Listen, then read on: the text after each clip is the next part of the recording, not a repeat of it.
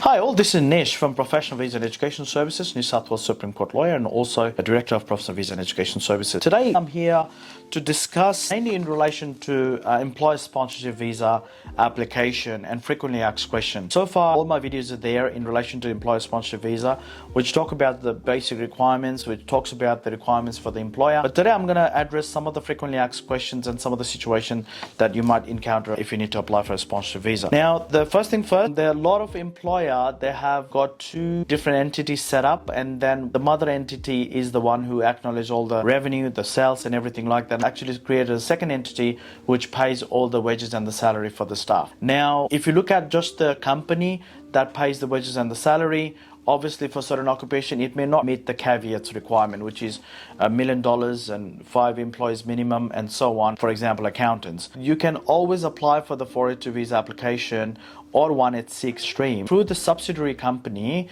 but with the submission that the mother company is the one actually sourcing out the funds to pay for the staff. A lot of employer does this for the protection of the liability and protection of exposure to any future detriment to the business, so that they can still save the entity from the further liability. I mean, a lot of companies are sort of heading towards this kind of structure.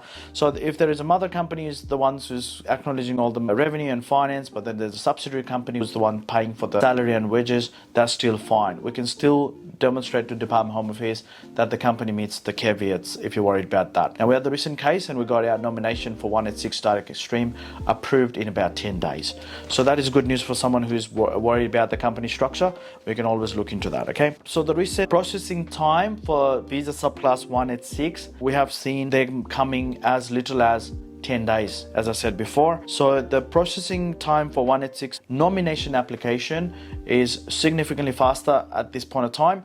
For the visa applications taking longer. Usually nomination is the most important component when it comes to employer sponsorship visa application, and if that is sorted well and truly on time, that actually gives you a lot of peace of mind that your visa will come through if you meet all the other requirements, especially the character side and the medical side. For the employer, if you're watching this video for the first time when you're applying for an employer sponsorship visa, now the documentation could be something quite tedious, but again, once that particular sponsorship application is done, the future visa application, there are many documents you don't have to provide us again.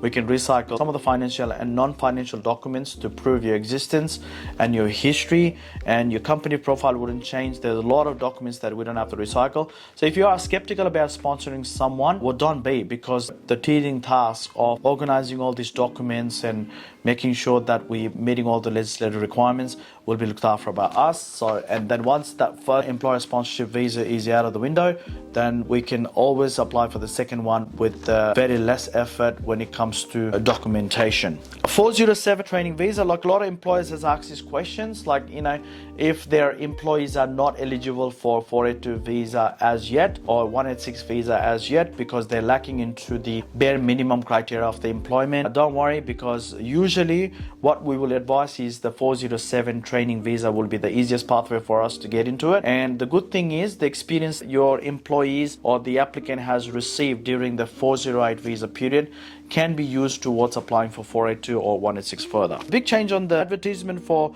labor market testing is not required for the labor agreement where there is a memorandum of agreement in place. So this is mainly targeted about all this labor agreement with the aged care and the carer sectors with the recent announcement. If you have the MOUs in place, the labor market testing, which means advertising the job and making it live for 28 days, is no longer required. Now, as of 11th of December 2023, advertising the post in 2 job search websites with Australia-wide coverage is acceptable. So we don't have to go through the governmental website job search. We don't have to advertise the job there. That's no longer mandatory. But again, as long as the advertisement is live, then the platform that you're using covers Australia-wide, the 2 jobs will be fine. So that is as of 11th of December 2023. If you have any other questions in relation to employer sponsorship visa, we are more than happy to cater that in our next video.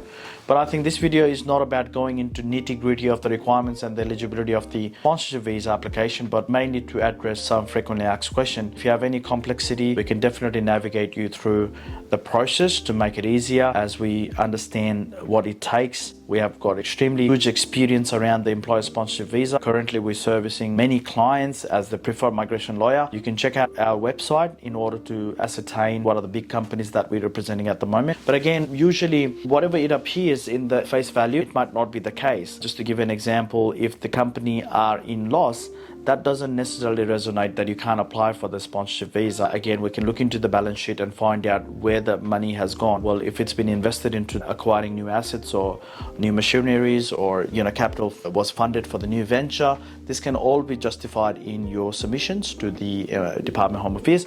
But again, I'm just giving that as an example. There's always going to be some sort of complexity around it. Just when you look at the company status, the face value, I don't think it would be fair to judge that they may or they may not be able to do the sponsorship visa.